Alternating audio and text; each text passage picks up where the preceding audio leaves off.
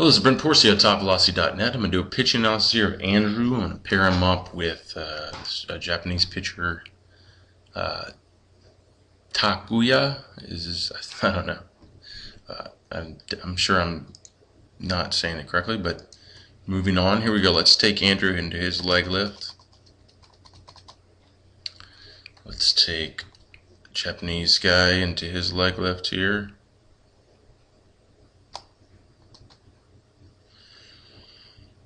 Okay, so what we could see, which most low velocity pitchers, Andrew's 14, so he's got a lot of time to worry about if he's a low velocity or high velocity guy. I mean, I don't want to put pressure on pitchers until they get into their junior, senior year of high school. I mean, that's really where you gotta get going, because your window's closing. So velocity is critical, because that's what's going to get you to the next level. So 14, you're still in a good position just to learn right now, and ultimately your overall strength development isn't where it's going to be in the next few years, as you really start to finish growing or really move into your peak of development. So I don't want to put too much pressure on you, but all in all, you just need to take this analysis as, basically you just need to learn as much as you can right now, and start applying this stuff, but don't rush it. Okay, so let's take so now that we're here, we can see in the leg lift what hard throwers usually do is they start their momentum towards the target as early as possible.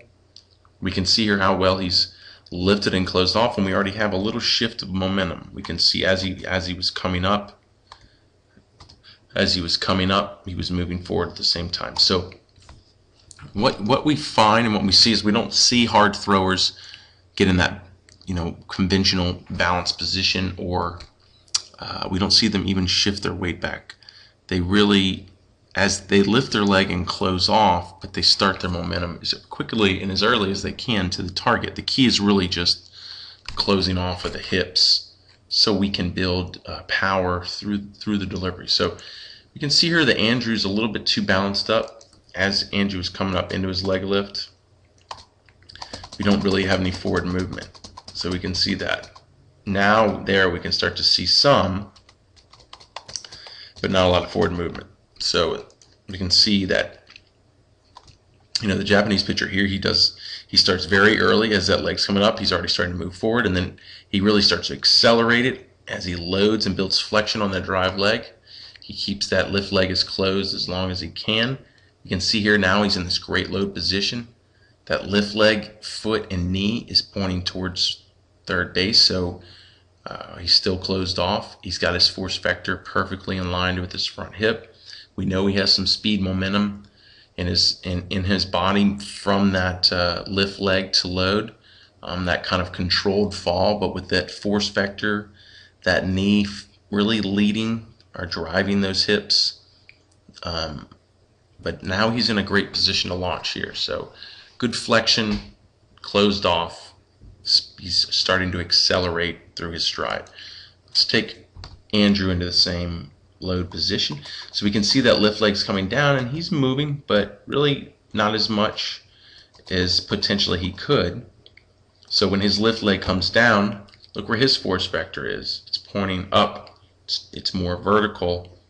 So he really, at this point, is the same, where his lift leg is the same position that our Japanese pitcher is, and way definitely not in as good of a load position. It's because Andrew didn't pick up speed early enough and really accelerate that into his load position. So Andrew, you just need to just let those hips go, close off, and it's really a controlled fall. So you stay strong and you build flexion in your drive leg, and that force vector, your ankle and knee are starting to are the driving force behind your hips. So they're basically guiding your hips forward as you kind of fall and load, this controlled fall into this load position. But you got to accelerate. So you got to understand that when you start your delivery, You only have your stride length to generate as much speed and power as possible. So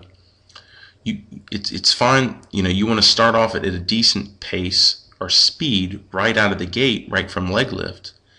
But as we start to move through into the load and beyond, we're accelerating each step. So we don't want to find ourselves at the same speed in the beginning and the end of our delivery. It's really important that we accelerate. It's just like a sprinter.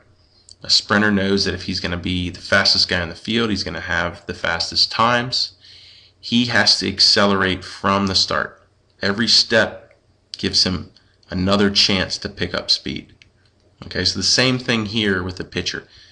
Every inch towards the target gives him more time, another opportunity to pick up speed. Right, and so the time we have is until this front foot's down. So we want to take as much time as we can, or take as much distance as we can, so we can pick up as much speed as we can before we have to put down. So being that you're not in a good load position here, you're going to have to wait for your force vector to get linear, meaning get in line with the target here, like this picture. Because if we are going to build power in our stride so we can create good hip rotation, good hip to shoulder separation, so our arm isn't caught doing all the work, which potentially is what allows us to throw our top velocity, we have to make sure that before we build our power, which is at the point in the stride when we actually push off the ground or drive, because that's the only way we can generate force is our reaction with the ground, that force vector, that ankle to knee, has us in line towards the goal, which is the target. Because if you were to triple extend or drive, build power with your force vector vertical, then your power would move up, and that is no use to a pitcher. So you're going to have to wait for your force vector to get in line. And what I find is when pitchers are lagging like you are with their force vector, when that knee is coming or following the hip instead of driving the hip, then I find pitchers they shift too much weight forward before this force vector gets in line, and then they put down. They don't actually build power through the stride, and then it's all on from there on out. So let's see what you do. So here we go. You continue to reach out with your front leg. Now your force vector's in line, but you don't look like you have enough flexion. You've actually done a decent job, Andrew, and stayed closed. So you are in a position here where you could build some power if you just had more flexion. So you just need to learn to get that force vector in line, just like the Japanese pitcher does here. Watch how his knee is following his hip, or actually it's leading his hip. So that knee is right there. It's moving forward just with that hip. So you see, that's what I'm talking about. Watch your knee. Here's your knee. Okay, it's behind your front hip. So it's pointing up and your front hip's out here. So it's running behind your front hip. So we can see now it takes a little bit longer, and therefore you kill your flexion. So it looks like you're going to get a little ankle kick, which you do, but it's not enough to generate enough power and to ultimately achieve triple extension before we land. Now watch the Japanese pitcher. See how he explodes, triple extends, and it gets a complete triple extension just at front foot strike or just before front foot strike. That movement, as you can see, as he's extending and driving, not only is it a power movement that's actually ultimately accelerating him into front foot and moving him way off the rubber, but it's pushing the back hip forward. So if you can fully extend, then you get the back hip forward before front foot strike, and if you land strong with that knee behind your heel, then you're going to create hip rotation right as you land. So you can see he hits here, and then he settles here, and then the hips are completely open and with that perfect triple extension, and we can see it was powerful, like I said, because he's off the mount. And if you can create hip rotation at front foot strike like that, you're going to create optimal hip to shoulder separation. It's really the key to to throwing hard, it's the 3X approach. The National Pitching Association proved that 80% of velocity comes from your ability to separate your hips from your shoulders at front foot strike. But the 3X pitching velocity program is the first program out there, or approach out there, to actually prove and use or show effectively how that hip to shoulder separation is ultimately created. And that's triple extension before front foot strike. So if you don't get that triple extension, like what you can see here, Andrew, is you have to actually get that extension afterwards. And the problem is that's going to create a slower hip rotation. So watch. Let's wait for your hips to finally open, which is right here. So you can see they open right there. That's the first time they open. You can see you get your triple extension late. And then what happens is, because that hip rotation was slow, you don't have good hip to shoulder separation, because your shoulder and hip is right there with each other. So look, your hips this is the point of your hips opening. This is the point of the Japanese pitcher's hips opening. Look at the difference. His shoulders are still completely back towards second, where they were when they started. Both shoulders in line while his hips are open, and you're throwing the ball. So if 80% velocity comes from our ability to separate hips from shoulders, then you put yourself in the low velocity category, because you're pretty much in sync. So you're going to throw the ball without good external rotation, without good forward trunk tilt, and that's just a product of, if you can build this kind of torque when your hips are open, like the Japanese pitcher, watch what happens. Then it's going to just explode. It's going to multiply the force of the hips and the stride, and it's going to explode the chest and shoulders forward. And what we can tell that it was a quick movement, because we got good external rotation. He's staying strong with his front leg. Then it's going to move him into early internal rotation, and finish with that front leg completely extended. So ultimately, for you, the only way a pitcher is going to find himself finishing in a high velocity category is if he is able to achieve that good hip to shoulder separation in front foot strike. So you can see, because you stayed in sync, like I was saying, you get average external rotation, late internal rotation. You do a good job to stay, to just like the Japanese pitcher, to stay strong in the front leg and get front leg extension. Then you actually finish with some decent forward trunk tilt.